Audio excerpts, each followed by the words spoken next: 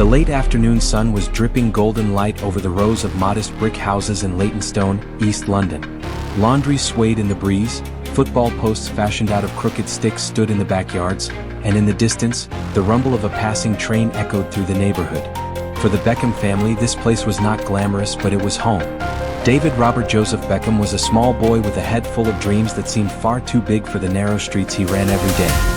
His father, Ted, was a kitchen fitter who spent most of his evenings coaching David, passing down the passion for football that burned in his own chest. Sandra, his mother, worked as a hairdresser and kept the family together with her warmth and discipline. Life was modest, sometimes tough, but there was one thing that never lacked in the Beckham household: football.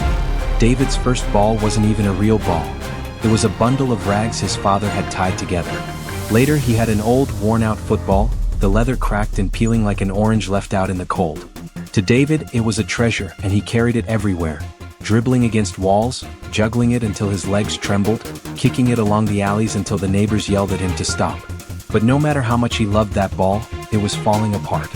By the time David was 7, the stitches had given way, the leather flaps flared open like wings, and it hardly rolled straight anymore. Yet, in the hands of that boy with hazel eyes and an untamed haircut, it was enough to imagine Wembley, Old Trafford, or the World Cup. The local school, Chase Lane Primary, had a cafeteria that smelled of boiled cabbage and baked bread. Behind the counter, always moving quickly with ladles and trays, worked Mrs. Harris, a woman in her 40s with kind eyes, streaks of gray in her hair, and the quiet patience of someone who had spent her life caring for others. She had noticed the boy long before she ever spoke to him. He was the one who arrived early, shoes already muddy, shirt untucked, with a ball under his arm.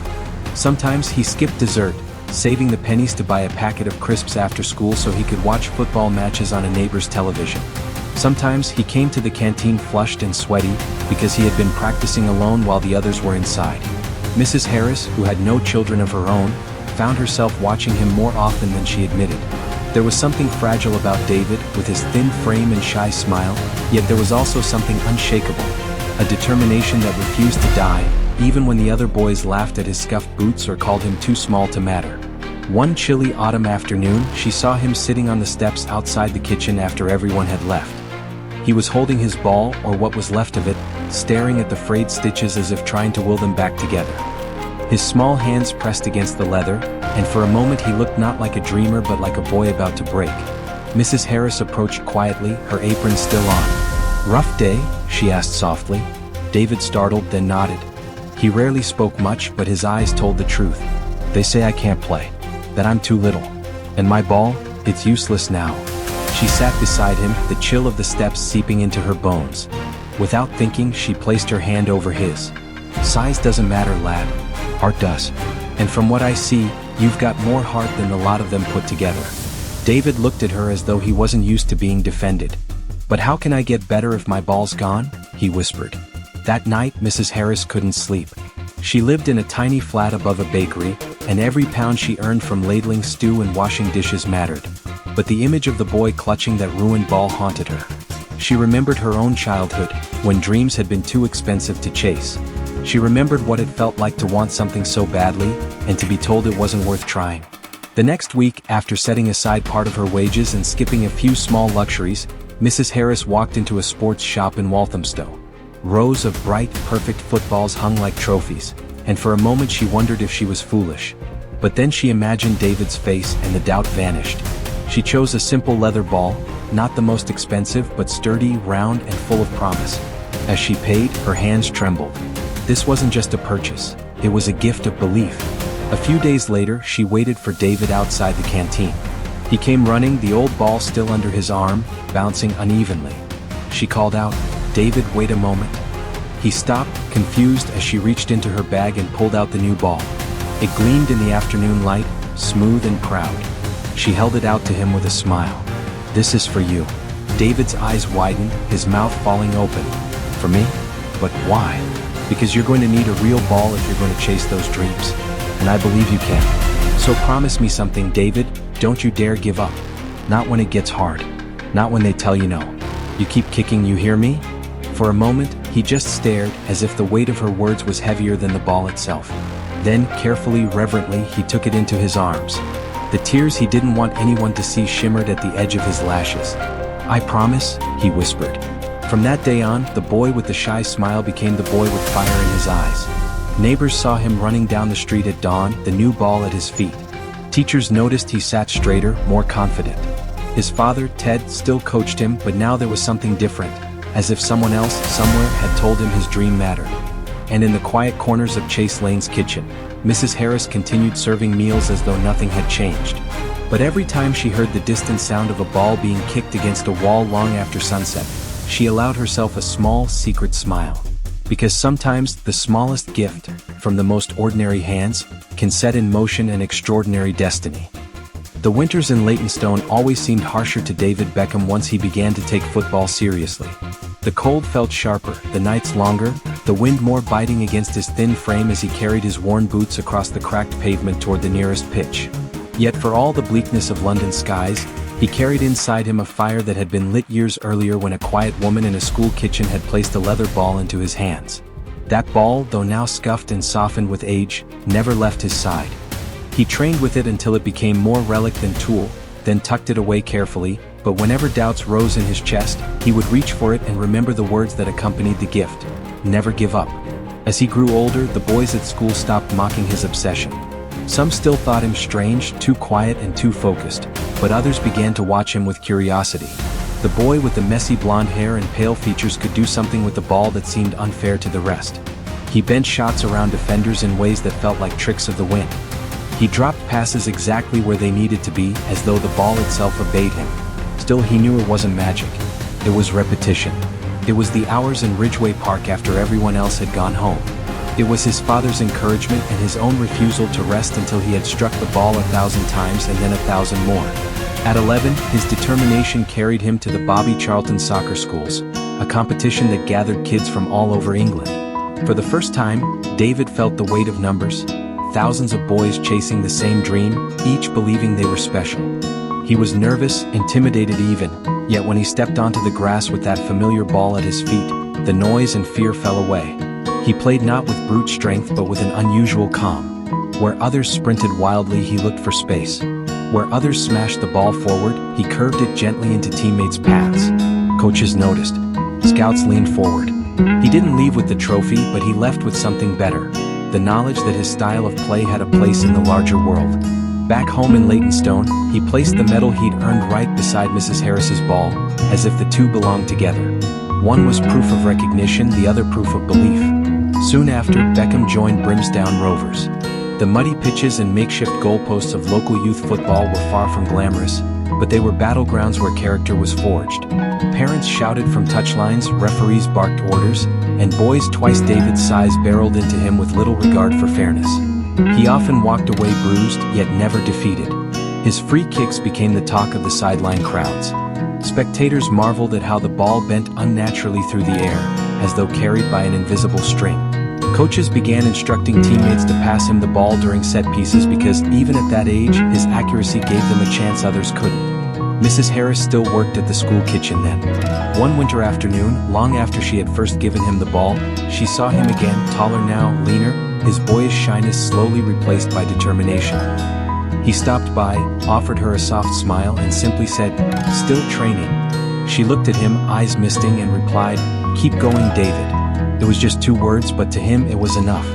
By the time the invitation from Manchester United's Youth Academy arrived in 1991, Beckham felt as though the universe had cracked open. The letter, bearing the red crest, was more than an opportunity, it was validation. He showed it to his parents, who embraced him with pride. That night, however, when he was alone in his room, he pulled out the old ball and held it in his lap. He whispered to it as if it were a living thing, promising they would go further still. He carried it with him to Manchester, not to play with anymore, but to keep safe in his locker like a talisman. Life at the academy was nothing like the local pitches. Here every boy was talented. Every boy wanted the same dream. Many were faster, stronger, taller. Some laughed at David's obsessive training, calling him a perfectionist. He didn't care. He was used to being underestimated. He practiced until the coaches noticed, until teammates realized that passing him the ball often meant something good would happen. Then came the day during training when he placed the ball 25 yards from goal. The wall looked massive, the keeper smug. He breathed, struck it with the inside of his right foot, and watched as it bent impossibly into the top corner. The silence that followed, then the sudden shouts of awe, told him he had crossed a threshold. No one would dismiss him again. And yet, even as he impressed, doubts crept in. Injuries threatened. Nights alone in Manchester brought waves of homesickness. Walking under the relentless rain, he sometimes wondered if he belonged in this place among giants. But then he would return to the locker room, reach into the bottom of his bag and find that battered ball. Running his hand over its faded seams, he would hear Mrs. Harris's voice again. Size doesn't matter. Heart does. It was enough to steady him, enough to push him back onto the pitch with renewed fire. Years passed and David Beckham began to stand out.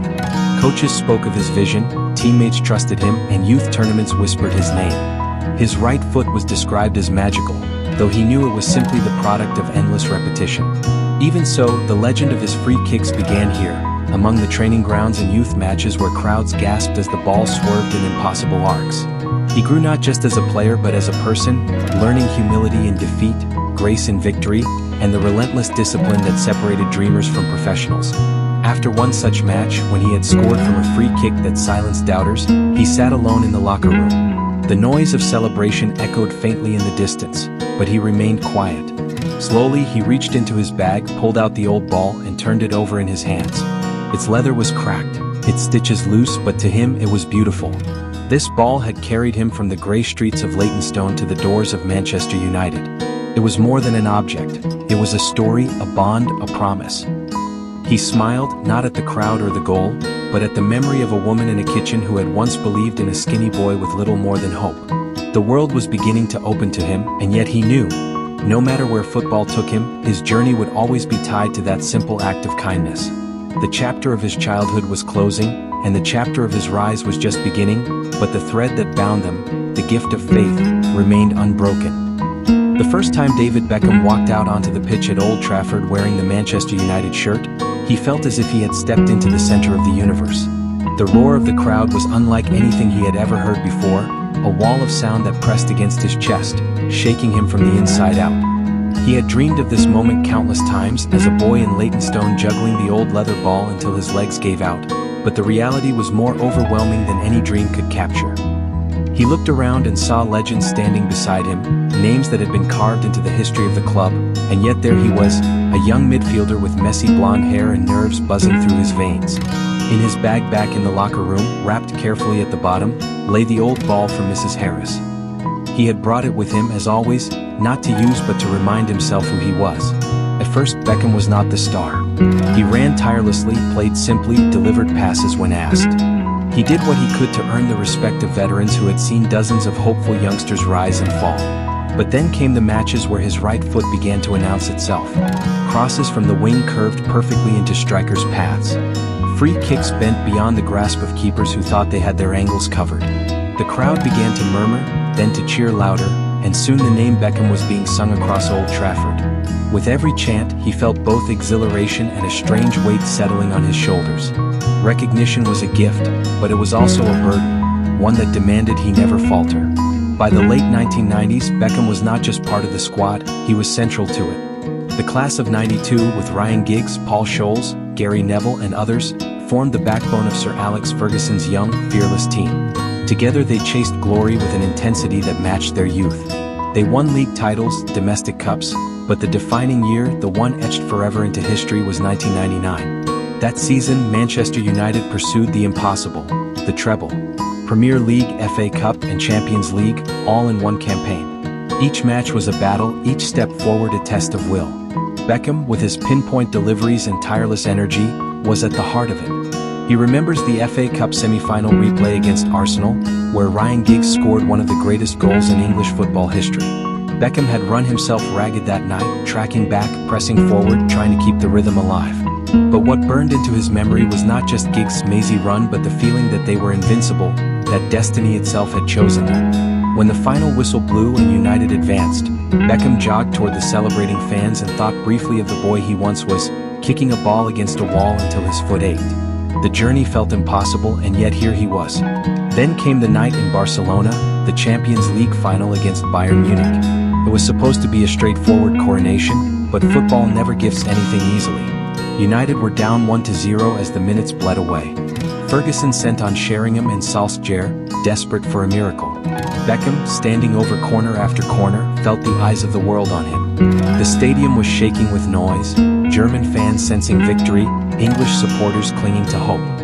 He steadied himself, breathed, and delivered. His corner in stoppage time bent perfectly into the chaos of the box, and Sheringham stabbed it home. Minutes later, another Beckham corner curled again, this time met by Solskjaer's boot, sending the ball crashing into the net. United had turned defeat into the most dramatic victory in Champions League history. Beckham collapsed to the grass, overwhelmed, tears stinging his eyes as teammates piled around him. That night, United completed the treble, and Beckham, still young but no longer just a prospect, was part of football immortality. Fame exploded after that. He was not only a footballer now, he was a celebrity. His marriage to Victoria Adams of the Spice Girls turned him into a global icon.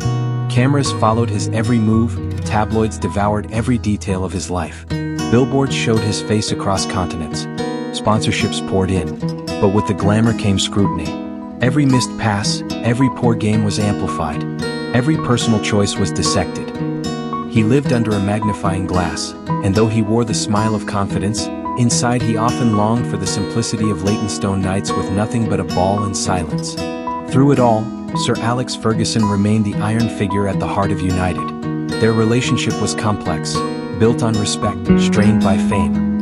Ferguson valued discipline above all, and Beckham's rising celebrity sometimes clashed with that philosophy. Still, on the pitch, Beckham gave everything. The old ball, resting safely in his home by then, served as a compass whenever he felt lost. He would hold it, remember Mrs. Harris's belief, and ground himself. Football was not about paparazzi or magazine covers, it was about honesty, effort, heart. But nothing stays simple forever. In 2003, after years of triumphs and tensions, Beckham's time at Manchester United came to an end. The move to Real Madrid was seismic. The Spanish capital welcomed him as one of the Galacticos, alongside Zidane, Figo, Ronaldo, and Raul. The presentation at the Santiago Bernabéu drew tens of thousands of fans. Beckham waved, smiling, yet deep inside he carried uncertainty. England had been his home, United his family. Madrid was a new world, dazzling, overwhelming. Life in Spain was different. The language, the culture, the expectations, everything pressed on him. He trained harder than ever, determined not to be the weak link among legends. There were glorious nights when the team's talent seemed unstoppable, and difficult stretches when critics questioned his place. Still, he persevered, driven by the same mantra he had lived by since childhood: never give up. The pressure of being both an athlete and a celebrity often felt unbearable. On nights when the city seemed too loud, when the scrutiny felt suffocating, Beckham would find solitude in his home. From a shelf he would take down the old ball, worn smooth now, more relic than toy. Holding it transported him back to that kitchen, to the moment Mrs. Harris pressed it into his hands.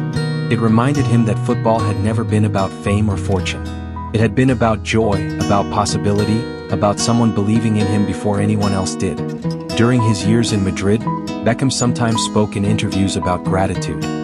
He rarely named specifics, but he hinted at the ordinary people who had shaped his extraordinary journey.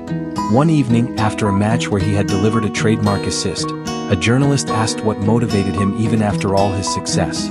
Beckham paused, thought of Mrs. Harris, and replied simply, "I play for the people who believed in me when no one else did." The world heard it as a generic statement, but for him, it was a secret message across time and distance. And yet, guilt lingered. He had not seen Mrs. Harris since those early years. Life had carried him away, Manchester, Madrid, America soon enough. She had aged, surely, perhaps even retired from the school kitchen. He wondered if she ever followed his career, if she had smiled seeing his face on television, if she had told anyone about the ball. Part of him feared she had forgotten him altogether, but another part knew she had not needed recognition in the first place. She had given freely, without expectation. That was what made it so powerful. The years raced on. Beckham played, traveled, lifted trophies, endured defeats. His fame only grew, until he was more brand than man in the eyes of many. But when he was alone, when the lights faded and the cameras turned away, he would sit with the old ball and feel the distance between who he had become and who he had been. That distance, wide as oceans, was bridged by a single promise. One day he would return to find the woman who had given him more than a ball. She had given him belief. And so the chapter of glory was not only about goals, trophies, and stardom. It was also about the slow realization that success meant little if gratitude was left unspoken. Beckham knew the time would come when he had to close that circle, to return not as the global superstar adored by millions, but as the boy from Leytonstone who had once received a gift that changed everything. The plane descended through the grey clouds of London, and as the city came into view beneath him, David Beckham pressed his forehead lightly against the window. The rooftops of houses, the ribbons of roads, the patches of green fields, it all seemed so familiar, yet so distant, as if he were both a native son and a stranger returning after a lifetime away. He had flown in and out of this city countless times, for club duty, for England matches, for press events, yet this time was different. This trip was not about contracts or trophies or appearances. It was about closing a circle that had been open since he was a boy. It was about finding a woman who had once stood in a modest kitchen and handed him a ball that had altered the course of his life. He leaned back into his seat and closed his eyes, remembering the laughter of his teammates, the roar of stadiums, the flashes of cameras. None of it drowned out the image of Mrs. Harris placing that ball in his hands with a smile that carried more belief than anyone else had given him at the time. For years he had carried the guilt of not returning sooner, always swept away by matches, obligations, fame, the constant rhythm of a career that devoured time. Now, older and wiser, no longer the boy with endless days ahead of him, he knew he could not wait another moment. He had commissioned a craftsman to create a golden ball, not the Ballon d'Or he had never officially won, but his own version, a personal trophy forged from gratitude, designed for no stage other than a small house in Leytonstone. When the car rolled into the neighborhood where he had once played as a child, Beckham felt his heart pound harder than it ever had before a final. The streets were narrower than he remembered, the houses smaller, but the sense of belonging returned like a tide. He saw the park where he had practiced his free kicks until dusk, the corner store where he had bought cheap sodas after training, the school where his teachers had tolerated his obsession with football. Everything was soaked in nostalgia, but his destination lay a little further ahead. Mrs. Harris's home sat quietly at the edge of a row of brick houses, the garden modest, the paint on the door chipped but cared for. Beckham stepped out of the car, adjusting his jacket, and for a moment he hesitated. He had faced defenders built like walls, stadiums of hostile fans, media storms that tried to break him, but this was different. This was intimate, vulnerable. He carried the golden ball in a protective case, heavier than it looked because it carried more than metal, it carried the weight of memory and unspoken thanks. He knocked gently. For a moment, silence. Then the sound of shuffling feet inside, the click of a lock, and the door opened. Mrs. Harris stood there, older now, her hair silvered, her frame smaller, but her eyes still sharp, still kind. She blinked in surprise, as if unsure whether her eyes were deceiving her. "David?" she whispered, voice trembling. Beckham smiled softly. "It's me. I wanted to see you." She gasped and opened the door wider. "Good heavens, come in, come in." The inside of the house was simple, filled with the warmth of a life lived quietly. Photographs of family lined the mantel, small trinkets from years gone by sat on shelves. Beckham stepped carefully inside, feeling both enormous and small at once. For a moment, neither spoke, simply taking in the strange reality of being face to face again after decades. Finally, Mrs. Harris broke the silence. "I've watched you all these years, you know. Every match I could catch on the television. I'd tell anyone who'd listen that I once gave that boy his first proper ball. They'd laugh, but I knew what you'd become." Beckham swallowed hard, his throat tightening. "I should have come sooner. I'm sorry. Life, it moved so fast, but I never forgot. Not for a single day." He placed the case on the table, opened it slowly, and revealed the golden ball inside. The room seemed to glow with its reflection, the polished surface catching the light in a way that made it appear almost alive. Mrs. Harris covered her mouth with her hand, eyes wide, tears welling. "What is this?" she asked. "It's for you," Beckham said quietly. "I never won the Ballon d'Or, but I realized I didn't need one, because the only trophy that ever mattered to me was the belief you gave me when I was just a boy. This ball, it's not about football. It's about gratitude. About you." Mrs. Harris reached out with trembling fingers and touched the ball, her tears falling freely now. "Oh, David, you didn't have to." "I did," Beckham insisted, his voice breaking. "Because without you, I don't know if I'd have had the courage to keep going. That day when you gave me that ball, you gave me more than leather and stitches. You gave me a reason to believe that someone saw me, that I wasn't just a boy with impossible dreams.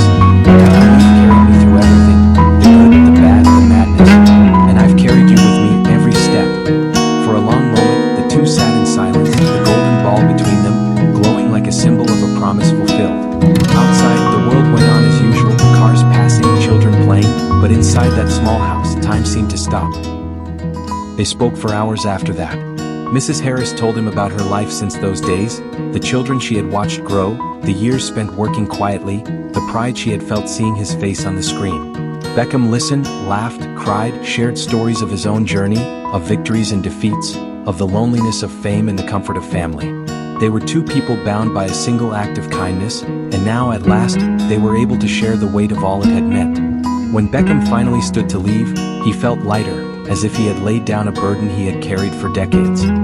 He hugged Mrs. Harris tightly and she whispered in his ear, "I'm proud of you, David. Not for the goals or the fame, but for remembering. That's what makes you who you are." He stepped outside into the cool evening air, the sky painted with streaks of orange and purple. The neighborhood looked the same, yet somehow different, as if the act of returning had transformed it. As he walked toward the car, Beckham glanced back at the house, where through the window he could see Mrs. Harris cradling the golden ball as if it were the most precious treasure in the world. Driving away, Beckham thought about the journey that had brought him here. From the boy in Leytonstone to the man the world knew, from makeshift kicks in the park to the greatest stadiums on earth, all of it had been fueled by love, by sacrifice, by the invisible hands that lifted him when no one else noticed. He realized that this was the true meaning of legacy. Not the trophies, not the fame, but the ability to honor those who believed when belief was scarce. Later, when he spoke about the visit in a rare interview, he didn't mention Mrs. Harris by name. He simply said, "The greatest victories in life are not the ones the world applauds, but the ones where you keep a promise." Most people glossed over the quote, but those who understood kindness, who understood gratitude, felt its weight. For Beckham, the circle was complete. The golden ball was no longer his to carry.